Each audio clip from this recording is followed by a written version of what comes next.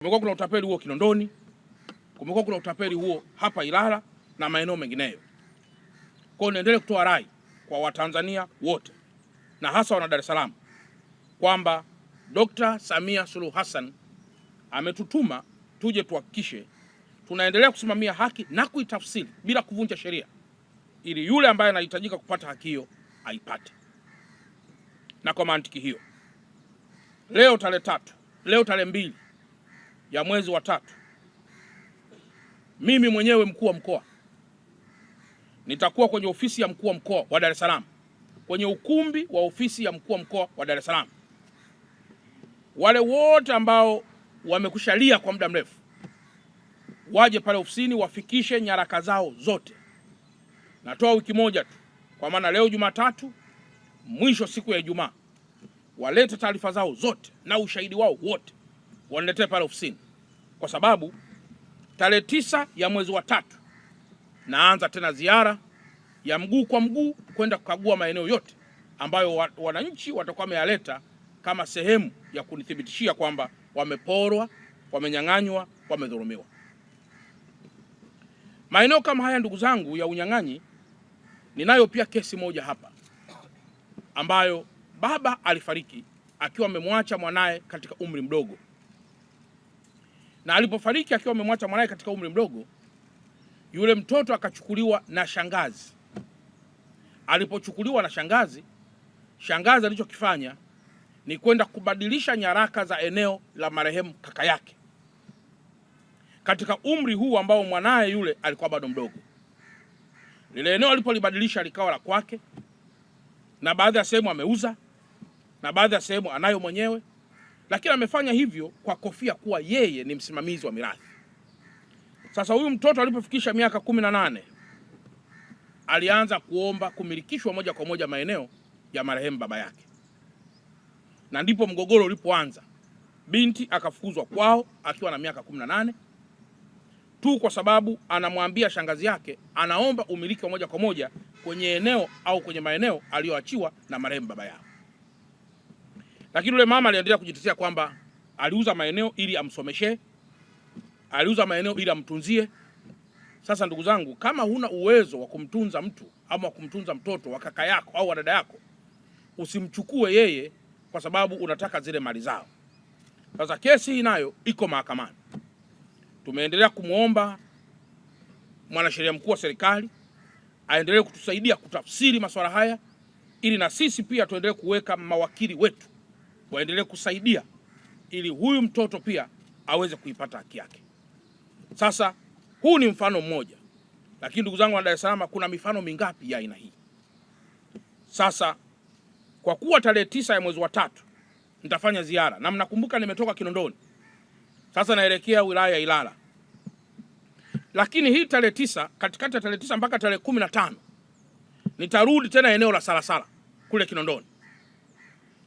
Nitarudi eneo la Salasala kule Kinondoni, ambako kule nako nitakwenda kuhitimisha jambo mojawapo linalomhusu mtu mmoja ambaye ni mzito tu, lakini kwa ndani ya sheria huwa hakuna mtu mzito. Kwa nitarudi tena kule Salasala ambayo ni Kinondoni. Wakati huo pia naendelea na maeneo mengineyo kama haya maeneo ya Ilala na maeneo mengine. Kazi hii yote ni kwa ushirikiano mkubwa sana pia na waheshimiwa wakuu wa wilaya, wakurugenzi, madasi, wanasheria wote katika halmashauri zetu ambao wanafanya kazi nzuri ili kuhakikisha Watanzania wenzetu na Dar es Salaam wanapata haki zao. Nimezungumza pia na wakuu wa mikoa wenzangu wote wa Tanzania bara kwamba kwa mwananchi yoyote ambaye yuko Dar es Salaam na mgogoro wake unapatikana labda Geita au unapatikana Kigoma au unapatikana Kagera, afike moja kwa moja kama yupo hapa Dar es Salaam, na sisi tutapokea nyaraka zake, tutawasiliana na mkuu wa mkoa mwenzetu haraka iwezekanavyo ili haki yake iweze kupatikana. Tumeona tuyaseme haya ndugu zangu wa Dar es Salaam, ili ule unyang'anyi wa muda mrefu ambao umedumu kwa miaka mingi, na hasa kwenye ishu ya ardhi, kwenye ishu ya mirathi, kwenye utapeli mwingine ambao unaendelea hapa Dar es Salaam, basi uweze kufikia mwishoni. Awamu hii tumeona ni vizuri tukaendelea kujipembua zaidi, kwa kuwa neno haki limetamkwa sana na Watanzania na wananchi, na sisi kama viongozi huwa pia tunajifunza kwamba kumbe haki ukisimamia vizuri, matokeo yake yanakuwa pia ni mazuri.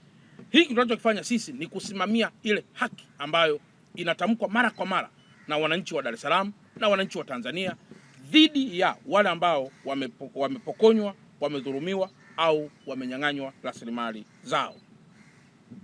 Sambamba na hili, ndugu zangu, katika mkoa wetu wa Dar es Salaam sasa tuna miradi mingi sana, miradi ya maendeleo ambayo hii miradi ya maendeleo, ndugu zangu wa Dar es Salaam, ni miradi ambayo inafanywa kwa pesa ya Watanzania, lakini kwa usimamizi mkubwa sana wa Mheshimiwa Rais Dr. Samia Suluhu Hassan.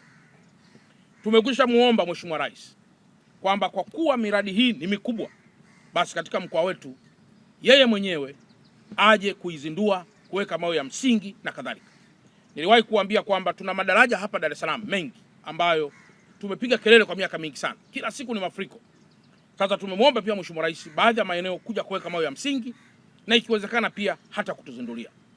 Na ninayo furaha pia kuwaambia kwamba tarehe 3 ya mwezi wa 3 2026, yani kesho, siku ya Jumanne, Mheshimiwa Rais atakuwa kwenye viunga vyetu vya mkoa wa Dar es Salaam na atakuwa hapa eneo la Kigamboni kwa ajili ya kuzindua matanki ya kuhifadhia mafuta.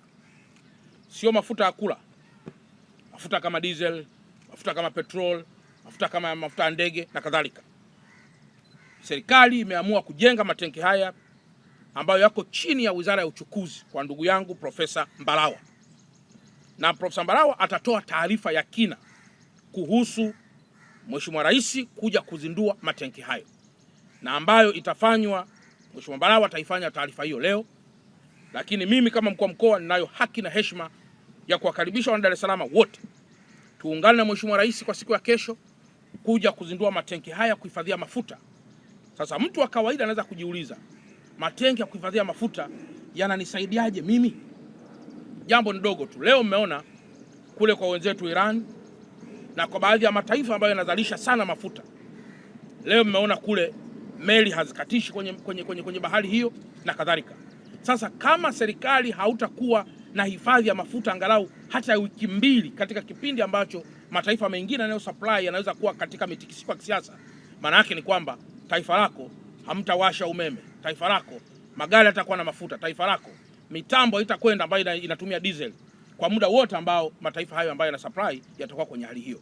Kwa hiyo Mheshimiwa Rais aliona kwamba ni muhimu kuweza kujenga matanki yanayomilikiwa na serikali ili kuweza kuhifadhi mafuta, pamoja na kwamba private sector wanahifadhi pia mafuta, lakini vizuri pia serikali kajenga matanki hayo ili in case of anything, basi taifa linaweza, waizungu wanasema to keep on rolling or to keep the ball rolling or to hit on the ground running, katika kipindi chote ambacho dunia inaweza kuwa ipo kwenye